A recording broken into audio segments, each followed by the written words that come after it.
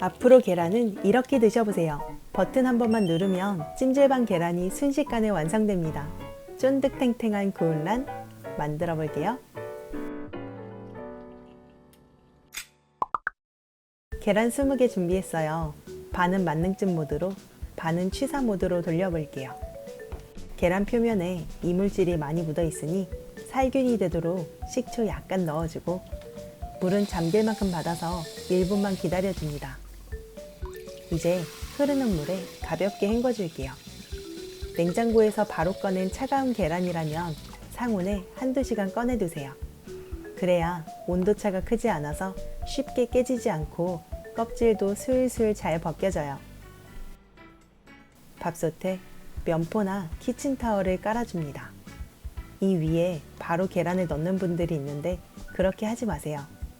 밥솥 코팅은 소금이나 식초뿐만 아니라 계란 껍데기의 칼슘 성분도 미세 손상을 줄 수 있거든요. 그럼 어떻게 해야 할까요? 산바리를 넣어줍니다.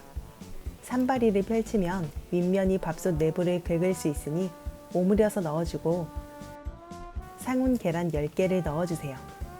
물 양은 산바리 다리가 잠길 정도로만 부어주면 되는데요. 이때 계란은 물에 잠기지 않아야 색도 진하게 나고 식감이 더 쫀득합니다. 밥솥 뚜껑을 닫고 만능찜 모드 90분으로 돌려줄게요. 만능찜 모드가 없다면 취사 2번 눌러주세요.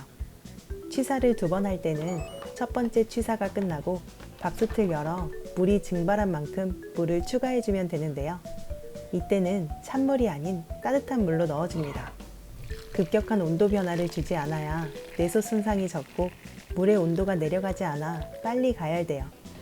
취사 한 번 더 눌러줄게요. 짠! 찜질방 구운 란 완성이에요. 껍질 한번 벗겨볼까요? 와, 껍질에 엉겨붙은 흰자 없이 깨끗하게 슬슬 잘 벗겨지는데요. 좌측에 있는 건 만능찜 모드 90분, 우측에 있는 건 취사로 2번 돌린 거예요. 한 입 먹어보면